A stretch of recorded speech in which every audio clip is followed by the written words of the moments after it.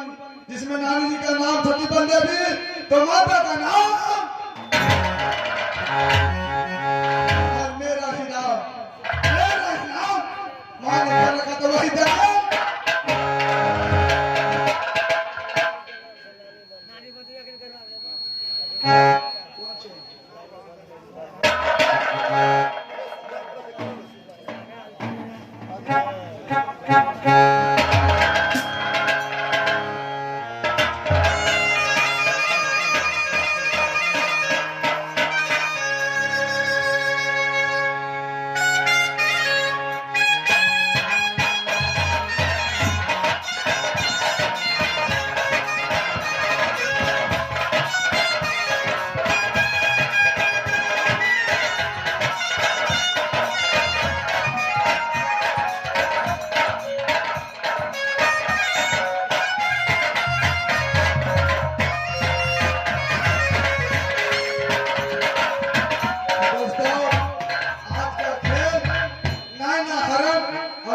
पागल दिखाए गए। आप लोग शांति बनाकर रखिए और इस खेल का आनंद लीजिए।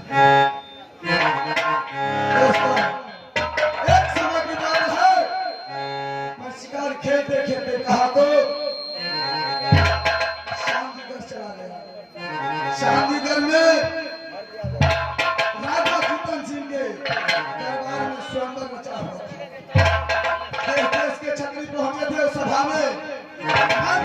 खेलते खेलते चंद्रसेन के सभा में पहुंच गया।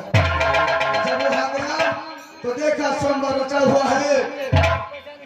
उस स्वयंवर में जो पर्व था किसी छतरी से पूरा नहीं हुआ। तो मैं गया, मैं पूरा किया और उसकी जो पुत्री थी सतीदाना उसका जोड़ा लेकर मैं हाथ पे हटे जंगल आया। जब हिंदी बन जंगल आया तो प्यासी से का छठी लेकर शिकार खेलने के लिए गया। आज शिकार खेलते खेलते हफ्ता रोज बीत चुका है पर लौट कर घर नहीं गया। आज मुझे अचानक घर का याद आ गया तो यहाँ से मैं भारत अपने घर का रास्ता पकड़ता हूँ। मां से भेंट मुलाकात कर यहीं से मिलकर फिर जो आगे होगा देखा।